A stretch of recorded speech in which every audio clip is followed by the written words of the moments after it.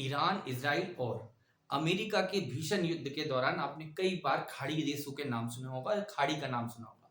खाड़ी जो है वो 2 तरह से हम देखते हैं, एक तो बे ऑफ बंगाल जिसको हम कहते हैं भारत के दक्षिण में जो है पूर्व में स्थित और एक गल्फ के रूप में जानते हैं। तो आइए हम दोनों को अंतर को समझते हैं और जानते हैं आपके लिए कितना इंपॉर्टेंट है एग्जाम के लिए। तो नमस्कार, मैं हूँ आपका राजदीप रघुवंशी और ड्रीम क्लासेस के इस यूट्यूब चैनल पर आपका स्वागत करता हूँ। देखिए, गल्फ और आपकी खाड़ी, बे ऑफ बंगाल, यहाँ पर हम बताते हैं कि खाड़ी क्या है। तो खाड़ी वह समुद्री हिस्सा है जो 3 तरफ से जमीन से घिरा हुआ है।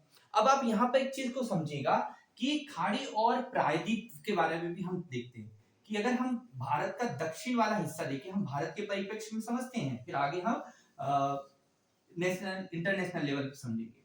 ये अरब सागर है, अरब सागर, और अरब सागर के पास में यहाँ पर एक खाड़ी है जिसको हम कहते हैं खंभात की खाड़ी, खंभात की खाड़ी। जबकि यहीं पर है, यहाँ पर हम कहते हैं कच्छ की खाड़ी, पर इसको हम गल्फ कहते हैं। गल्फ ऑफ, यहाँ पर क्या है, गल्फ ऑफ कच्छ, और इस वाली खाड़ी को कहते हैं हम बंगाल की खाड़ी।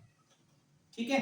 इसी तरह से अगर हम देखने जाए तो भारत के पश्चिम वाले हिस्से अगर हम देखें तो ईरान, मिडिल ईस्ट इंडिया जो को कहे, यानी कि एशिया का वह क्षेत्र जो आप बहुत फेमस वाला क्षेत्र है जो फारस की खाड़ी के नाम से जाना जा रहा है, ये फारस की खाड़ी, और ये कहां पर है, ईरान के पास में।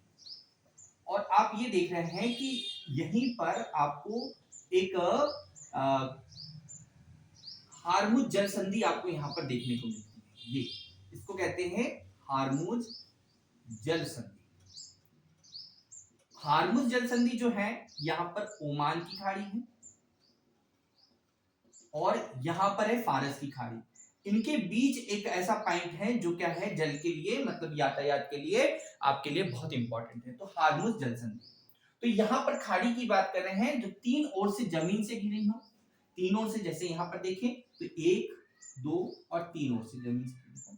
दूसरा क्या है कि ये चौड़ी होती है। अगर हम बात करें तो इसका मुंह जो है, मुहाना जो होता है वो चौड़ा होता है। यहाँ पर आप देखिए ये सकरा है और यहाँ पर ये चौड़ा है। मुहाना चौड़ा और खुला होता है, कम गहरी होती है, जबकि गल्फ जो होती है वो ज्यादा गहरी होती है। अगर हम देखें तो खंबात की खाड़ी में बंदरगाह कम है, लेकिन कच्छ की खाड़ी में बहुत फेमस बंदरगाह है जिसका नाम है कांडला बंदरगाह।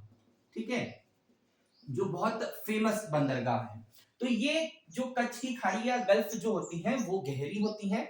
ऐसे ही गल्फ का आप दिख रहे हैं, फारस जो गल्फ है पर्सियन गल्फ के नाम से जानते हैं, इसको हम क्या कहते हैं, पर्सियन गल्फ। ठीक है, फारस को हम पहले पारसिया कहते थे, अब वो बाद में फारस हुआ और ईरान कहलाने लगा। यहाँ पर ये ध्यान रखना है।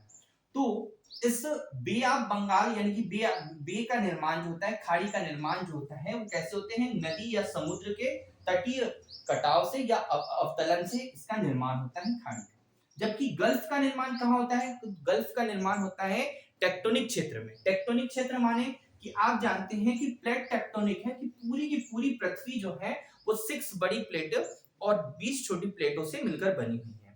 तो जिनमें प्लेटोनिक जो है, प्लेटें जो होती हैं आपस में टकराती हैं, टकराव के कारण या तो वहां पर किसी विनाशकारी मतलब बड़े बड़े पर्वतों का निर्माण होता है या फिर गहरे गड्ढे का निर्माण होता है। तो वहीं पर गल्फ का निर्माण हो रहा है। तो गल्फ का निर्माण कैसे होता है, टेक्टोनिक प्लेट के खिसकने से।